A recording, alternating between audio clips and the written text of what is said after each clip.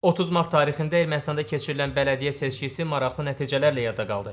Ölkənin ikinci böyük şəhəri Gümrüdə hakim Vətəndaş Müqaviləsi partiyası əvvəlki seçki ilə müqayisədə xeyli gerilədi və zəif nəticə göstərdi. Əslində partiya 36,8%lik göstərici ilə qalib gəlsə də, partiya namizədinin mer seçilməsi üçün tələb olunan 50%lik bariyeri keçə bilmədi. Baş nazir Nikol Paşinyan Facebook səhifəsində nəticələri belə şərh edib. Ermənistan Respublikasının vətəndaşının azad seçim hüququ var. Bu seçim bizim üçün qanundur. O, bələdiyyə şurasına daxil olmaq üçün kifayət qədər səs toplayan bütün siyasi qüvvələri təbrik edib. Bununla belə seçkinin nəticələri ölkədə geniş müzakirələrə səbəb olub. Bir çoxları hakim partiyanın nəticəsini simvolik məğlubiyyət adlandırır. Sosial şəbəkə istifadəçiləri isə Gümrü Paşinyana yox dedi deyə statuslar paylaşıblar. Bəs Gümrüdəki nəticə niyə Ermənistanda təəccübə səbəb olub? Seçki nəticələrini Ermənistanda parlament seçkisi ərəfəsində Paşinyanın reytinq itirməsi kimi qəbul etmək olarmı? Bəlkə bu Paşinyanın yeni siyasi oyunudur? Yaxın dəqiqələrdə bu və digər suallara cavab axtaracağıq.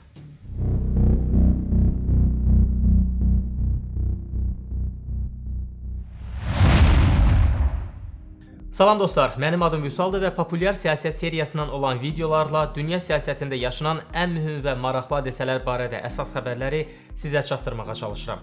Siyasət və siyasi tarixlə maraqlanırsınızsa, Telegram və Patreonda da bizi izləyə bilərsiniz. Patreon səhifəmizə ödənişli üzv olmaqla həm layihəmizə maddi dəstək ola, həm də ekskluziv materiallara çıxış əldə edəcəksiniz. Elə indi ekrandakı QR kodu oxudaraq və ya videonun aşağısındakı linkə klik edərək Patreon səhifəmizə keçid edə bilərsiniz. Hakim partiyanın Gümrüdə əldə etdiyi zəif nəticənin Ermənistan cəmiyyətində geniş müzakirələrə səbəb olması təsadüf deyil. Gümrü Ermənistanın yeni siyasi tarixində xüsusi yeri olan şəhərlərdəndir. 7 il əvvəl 31 martda o vaxt müxalifət lideri olan Nikol Paşinyan və tərəfdarları keçmiş prezident Serj Sarkisyanın baş nazir vəzifəsinə keçidinə etiraz edərək məhz Gümrüdən İrəvana yürüşə başlamışdılar. Bir addım at, Serji rədd et şüarı ilə başlayan bu çağırış məxməri inqilaba çevrildi və Paşinyanı hakimiyyətə gətirdi. Buna görə də hazırda siyasi analitiklər də daxil olmaqla Ermənistan ictimaiyyəti Vətəndaş Müqaviləsi partiyasının niyə Gümrüdə zəif nəticə göstərdiyini müəyyənləşdirməyə çalışırlar. Bəzi ekspertlər düşünürlər ki, buna səbəb hökumətin islahatlarının dayanmasıdır. Nəticələrə Rusiya faktorunun təsir etdiyini deyənlər də var. Bildiyimiz kimi, Rusiyanın 102-ci hərbi bazası Gümrüdə yerləşir və bu şəhər həm bu fakta, həm də Türkiyə və yaxın şərqə yaxınlığına görə Rusiya üçün olduqca vacibdir. Ona görə Kreml Gümrüdə anti-Rusiya əhval-ruhiyyəsinin baş qaldırmamasına çalışır. Bu istiqamətdə təbliğat isə Paşinyanın reytinginə mənfi təsir edə bilər. Ekspertlər həmçinin düşünürlər ki, qeydə alınan nəticələrə görə Paşinyan partiyasında siyasi təmizləmələrə başlayacaq.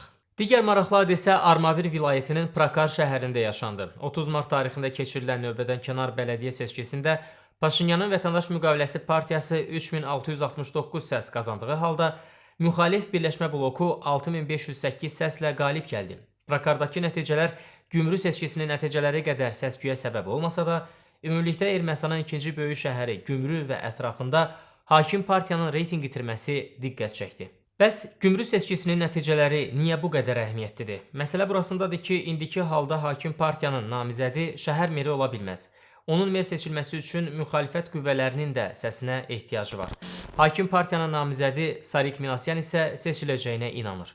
O diqqəti hakim partiyanın nəticələrinin zəifləməsindən yayındırmağa çalışıb. Seçki bariyerini keçən ikinci partiyadan 2 dəfə çox səs topladıq. Bizə etibar olunan səsləri boşa xərcləməyəcəyik. Onlar Gümrü və onun bütün vətəndaşlarına xidmət edəcək. Şəhərin inkişafı və abadlaşdırılması üçün bütün proqramlarımızı davam etdirəcəyik, Minasyan bildirib.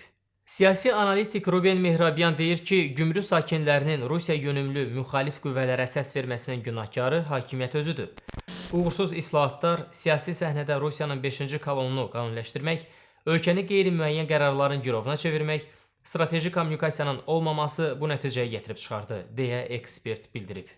Bəs koalisiya mümkündürmü? Şəhər Ağsaqqallar Şurasının seçki nəticələrinə əsasən bariyeri keçən 5 siyasi qüvvədən 4-ü müxalifətə məxsusdur.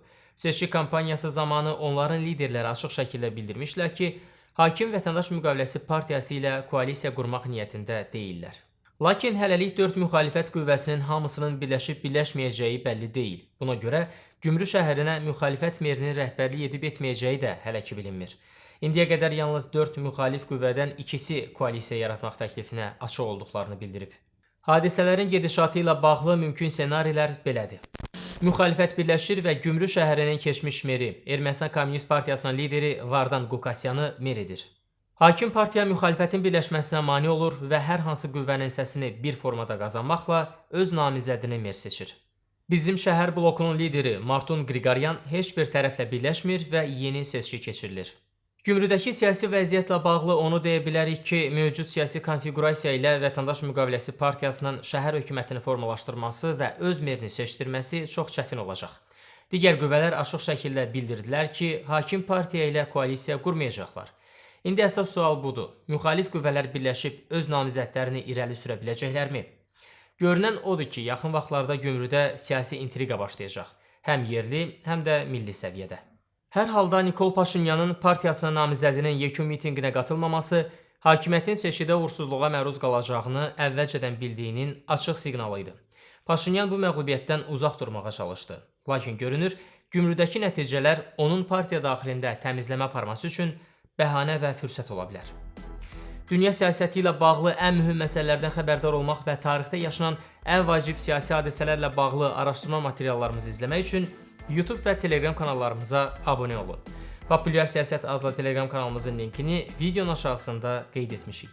Həmçinin bütün videolarımızın mətnlərini və səs yazılarını Patreon səhifəmizdə yerləşdiririk.